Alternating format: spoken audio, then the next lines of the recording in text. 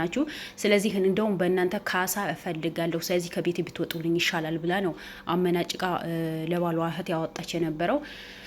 በመጨረሻ ደግሞ የባለ እህት ደግሞ ቤተክርስቲያን እንግዲህ ሲመጡ ጊዜ በመሀል አፍና እሷ ቤት አምጥታ እንዳሳገተች አፍና እንዳስቀምጣቻቸው የታሰረው ወንድሟ ሚስት መታ ተናግራ ነበር። ከዛ በኋላ ቀጥታ ወደ ቤቷ ሲሄድ ጊዜ እኔ ጋር ማንንም የለም አላቃቸው ምናምን ብላ ነው ያው ገፍትራ ያወጣቸው የነበረው የዘላለም። ከዛ በኋላ በመጨረሻ ሹፌሩ ወጥቶ እኔ ከዚህ ወንጀል ለመዳን እፈልጋለሁ፣ ለህሊና እረፍት አጥቻለሁ፣ እንቅልፍ አጥቻለሁ፣ ልጅ አለኝ፣ ሚስት አለኝ፣ ለልጄ ለመኖር እፈልጋለሁ። ስለዚህ ከዚህ ወንጀል ለመውጣት ስለምፈልግ ማለት የታሰሩት እሷ ቤት ነው ጋርድ አስቀጥራ ነው እዛ ጋር በጣም የተጎዱት ያሉት። ስለዚህ ድረሱላቸው ብሎ ነው የተናገረው የነበረው። በመጨረሻ ላይ እውነቱም ሲገቡ ጊዜ ታፍነው አንድ ክፍል ተዘግቶባቸው ከዛ በኋላ ዘላለምን ከዛ ቤት አስወጥቶ ወደ ሐኪም ቤት እንደወሰዳቸው እናቅ ነበር። ከዛ በኋላ ዘላለምን ጠፍቶ ነበር። ዛሬ ብቅ ብሏል። ስለመጣህ ዘላለም እንኳን ደስ ብሎናል፣ እንኳን በሰላም መጣህልን። ስጠፉ የሁላችንም ይጨንቀናል። የዛሬ ሁኔታ ደግሞ የታፈኑ እህት ደህና ናቸው፣ ጥሩ ሁኔታ ላይ ነው ያሉት አልሐምዱሊላህ። ግን በዚህ ልክ እናትን እንደዚህ መጉዳት እኔ አላቅም። በተለይ ወንድ ልጅ ለእናት በጣም ሮሮት ነው የሚሆነው። ግን የእሷ ጋርዶች ለብር ብለው በጥፊ መኪና ውስጥ ሲመቱን ጊዜ ሰማይና ምድር ነው እንዳላውቀው ነው የሆንኩት ነው። ወላሂ በጣም ነው ያሳዘኑኝ። በተለይ ከመኪናው ሲወረውሩኝ ጊዜ በፊቴ ነው ፊት ለፊት በግንባር የተደፋሁኝ ሲሉኝ ወላሂ አንጀቴ ነው የበላኝ። አንጀቴ ነው የበሉኝ። ለምን እንደሆነ አላውቅም። ለምን እናትን ያክል በዚህ ልክ ማሰቃየት ለብር ብሎ ከባድ ነው። እሷማ መቼም አንዴ ሆነ ብላ ቆርጣ ነው የተነሳችው። ሴት በሴት ልጅ ላይ ትጨክናለች፣ የታወቀ ነው። ሴት ልጅ ጨካኝ ናት። ግን ወንዶች እንዴት አስችሏቸዋል? ቤተ ክርስቲያን ሂጄ ስመጣ መንገድ ላይ ነው ታክሲ መስሎኝ ሳስቆመው ጊዜ እኔ ግቢ ብሎኝ ከዛ በኋላ አውቃቸዋለሁ እና መንገድ በዚህ አይደለም በዚህ ሂድ ስለው ጊዜ አይ በዚህ ሂጂ ብሎ መጨረሻ ላይ አፍኖ እዚህ ቤት አምጥተው እንትን አሉኝ። ሹፌሩ ነው ውሃ የሚሰጠኝ የነበረው ብሎ ነው የተናገሩት። ሹፌሩ የወንጀሉ ተባባሪ ቢሆንም ግን እኔ እናት እንዳይሞቱ ነው ውሃም ምግብም ቀሳር ጎሳ ሳታይ የሚሰጣቸው የነበረው። መጨረሻ እውነቱ እንዳለ ወጥተዋል። ይሄ በሙሉ ያደረገችው እንዳለ ልታጠፋቸው ባሏም እሷ እንደገደለችው ጥርጣሬ እንዳለው ባለፈ ተናግረው ነበር ሹፌሩ። አሁንም ጥርጣሬ ማለት ሙሉ በሙሉ የእሷ እጅ እንዳለበት ነው የተናገረው። ምክንያቱም ሁሌ እኔ ትጠጣለች ምን ትላለች፣ ከዛ የሆነ ቦታ ድርሳትና የሆነ መኪና ነው ይዟት የሚሄደው። ቦይፍሬንድ አላት፣ ቀለበት አስራለች። ያ ቦይፍሬንድዋ ደግሞ ብዙ ብር ነው የጠየቃት። ያ ብር በሙሉ ከሰጠችው በኋላ ከሀገር ወጥተዋል። እኔ ቁጥሩም አላውቅም ስሙም አላውቀውም።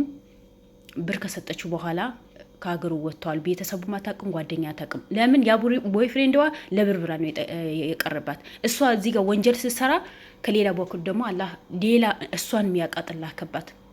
ወንጀል በሰራን ቁጥር ደግሞ እኛ ከጀርባችን ምን እንደሚመጣ ወይ ከፊት ለፊታችን ምን እንደሚመጣ አናቅም። ብቻ አንድ ሰው ለመጉዳት ብቻ ነው ፊት ለፊት የምንሄደው። እሷ ዛሬ የሰራችው ውሸት በሙሉ ይፋ ወጥቶባታል፣ እያንዳንዱ ማለት ነው። ወይም አሲድ ደፋባቸዋለሁ ወይም ቤታቸው ሙሉ በሙሉ አቃጣለሁ። እዛ ቤት የምትሰራ ሰራተኛ ደግሞ አግባብቼ በራሴ በእጅ አስገብቻት የሆነ ነገር እንድታረጋቸው ነው የምፈልገው የነበረው ብላ ነው ሙሉ በሙሉ። ከዛ እርሳቸው ካጠፋች በኋላ ወንድሙ ልትገለው አዘጋጅ ተጠብቃ ነበር ነው ያለው። ምክንያቱም ከብዙ ሰው ትታወቃለች። እንደ ሰማችሁ ከበፊቱ ሰፈር ላይ በጣም ዱርዬ የሆነች የትም ዘላ የምትኖር ሴት እንደሆነች ተናግረው ነበር። ብዙም ሰው ተናግረዋል። ሀታ የወንዱ ሚስት ደግሞ እንደምታውቃት ጓደኛሞች እንደሆኑ እንዳለ ተናግራ ነበር። ስለዚህ እንደዚህ ሰዎች ደግሞ ሰው ይኖራቸዋል። በቃ እንደነሱ ማፈኛ የሆነ የሰው ህይወት ማያሳዝናቸው እንደፈለጉ ጨፍረው የሚኖሩ ሰዎች የሰው ህይወት አያሳዝናቸው። ስለዚህ በዛ ልክ ደግሞ ሰው አላት ነው የተባለው። ሰው አላት። ወንድሙ ካስገደለች በኋላ እዚህ እህታቸውን ታስገደለች በኋላ ሹፌሩ መረጃ እንዳያወጣ ልታረግ ትፈልግ ነበር። ከዛ በኋላ ንብረት በሙሉ በሷ እጅ አስገብታ ንብረቱ ሽጣ ከሀገር ለመውጣት ነው ሀሳቧ ነው ያለው ሹፌሩ። ካሁን በኋላ እኔ ምንም ነገር አልፈራም፣ ለምን በህግ ስር ስላለሁኝ ስለምታሰር ምንም ነገር አልፈራም። ያለሁበት የሰማሁት ያየሁት ነገር እያንዳንዱ ሚስጥር አወጣለሁ ነው ያለው። እያንዳንዱ ለምን ወንድማቸው አትፈልገው ነበር እንዲሞት ያደረገችው እሱ ነው። በጣም ይጨቃጨቁ ነበር። ለምን እሷ ለብሩ ብላ ነው የቀረበችው። መጀመሪያ እኮ እህቱ ተናግራ ነበር። ወንድሜ ለብር ብላው ቀርባው ነው እንጂ እውነት ትዳር ፈልግ አይደለም። ትዳር ብትፈልግ ኖሮ እስካሁን ትወልድ ነበር። የራሱ መኪና አላት፣ ሰራተኛ አላት፣ ሹፌር አላት። ምንም የጎደላት ነገር የለም። ቤት አለ፣ ውለጂ ስትባል እምቢ ብላለች። እቺ ለጥቅም ነው የገባችው። በቃ እዛ ቤት ገብቼ በስሜ የሆነ ነገር ይኖርኛል፣ ግን ውርደትሽ ወጥተዋል።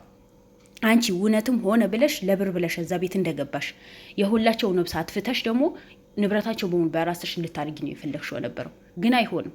የእውነት አንድ ሰው የእውነት ከቆመ ምንም ነገር የሚጎለው ነገር ምንም ነገር ፈጣሪ ከጎኑ ይሆናል እንጂ እንዳንቺ እንዲ ለብር ብሎ ስግግ ብሎ የሰውን ህይወት የሚያጠፋ ሰው የለም። ባልሽ በሞተ በ3 ቀን እኮ ነው ሙዚቃ ከፍተሽ እንደፈለሽ የምትጨፍሪው የነበረው። እንኳን ባልሽ እንኳን 2 ዓመት 3 ዓመት 4 ዓመት የቆየሽው ባልሽ ተይውና በሰፈር እንኳን ትንሽ ራቅ ብሎ የሆነ ሰው ከሞተ እኮ ሰው ሙዚቃ አይከፍትም። ለምን? ሀዘን ነው። አንቺ ከየት እንደመጣሽ አላማዬ አላውቅም። እንዴት ባልሽ ሞቶ በ3ኛው ቀን ሙዚቃ ትከፍቻለሽ? ስለዚህ ሁሉ ነገር እውነት ወጥተዋል። ዛሬ ሚስጥሩ በሙሉ ወጥተዋል። እሷም የባልዋ እህት ካገተች በኋላ የባልዋ እህት በቤቷ ውስጥ ከተገኘ በኋላ እነዛ አጋቾች በሙሉ ወይስ የእሷ ጋርዶች በሙሉ ተይዘው ወደ እስር ቤት ከሄዱ በኋላ እሷ ተደብቃ ነበረ። ያኔ ቤቷ ለቃ ሌላ ቦታ ነው የኖረች የነበረው። ብዙ ፍለጋን ያደረግን ነበረ አለ ዘላለም። ከብዙ ፍለጋ በኋላ ዛሬ እንደውም ያሳገታቸው እህት የሚጠብቅ ልጅ ከዚህ በፊት እንደዚህ አይነት ወንጀል ሰርቼ አላቅም ማለት እኒህ እናት ናቸው። እንዴት ነው እናት እንደዚህ የሚሰቃዩት? እኔ ይሄ ስራ አልሰራም፣ የልጅ አባት ነኝ፣ እንደዚህ አይነት ስራ ሰርቼ አላቅም፣ ይሄ ወንጀል ነው ስል ጊዜ በልጅህና አሁን በተወለደ ልጅህና በሚስት ከፈረጥክ ስራው ለቀህ ውጣ ነው ያለችኝ። በቃ አስፈራርተዋለች። ወይም ልጅህና ሚስት ምረጥ ወይም ይሄ ስራ ምረጥ።